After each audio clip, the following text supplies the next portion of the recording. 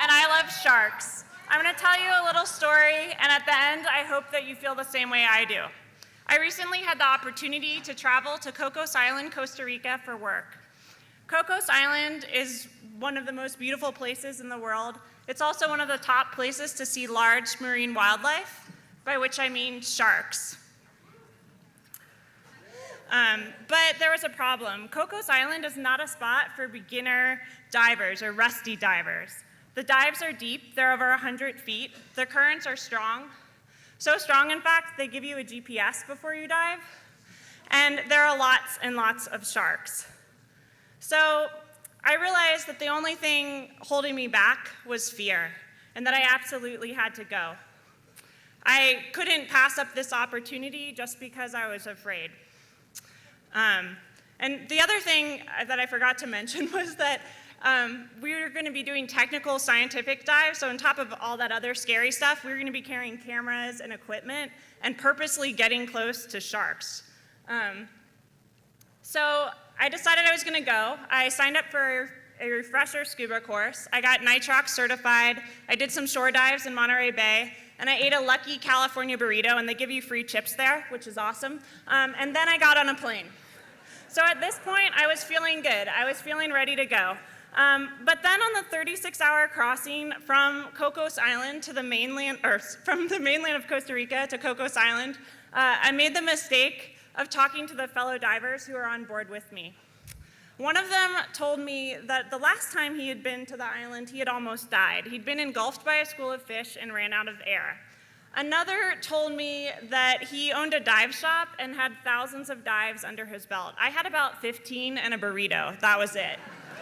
But I was on a boat, and my moment had arrived, so there was nothing left to do except to dive. So the guide told us, you know, be sure you get down quickly. You don't want to linger at the surface attracting tiger sharks. So my fellow divers eagerly threw themselves overboard, and until I was the last person left on the boat, and there was nothing left for me to do except kick my flippers up and go. So I made a huge splash, and I immediately bobbed to the surface. Great. I needed more weight to get down. I was doing exactly what they told us not to do. On that first dive, I was so excited by seeing things like this beautiful spotted eagle ray for the first time that I ran out of air faster than everyone else and had to surface alone, which was scary and new for me. So the next day, we dove at a spot called Alcyon.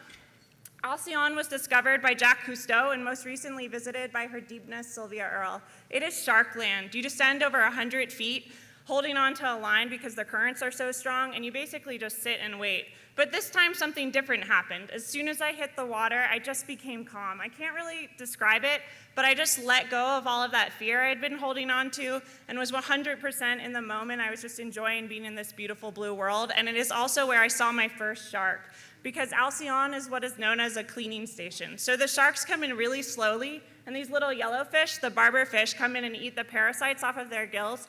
And the sharks are really calm because this feels like a massage. But as soon as I exhaled, my bubbles scared off the shark with a trail of divers trying to get its photo. This is a huge reversal of the Jaws image that most of us have in our heads. And for me, it's an important one for each of us to hold on to because I believe these creatures are in dire need of our protection and understanding. You see, illegal longlining vessels were entering into the marine reserve surrounding the island at night.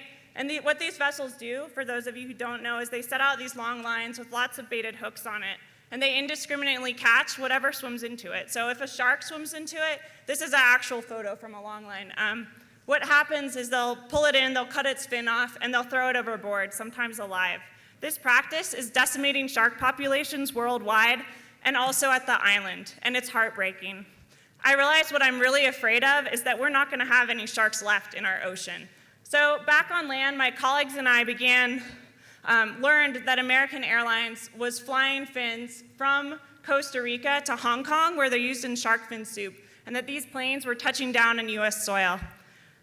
So we began a campaign to get this practice to stop, to just get American Airlines to stop shipping fins. Thank you. And we were successful. American Airlines actually did the right thing, and it's incredible to see their leadership on that. Yeah. Thanks.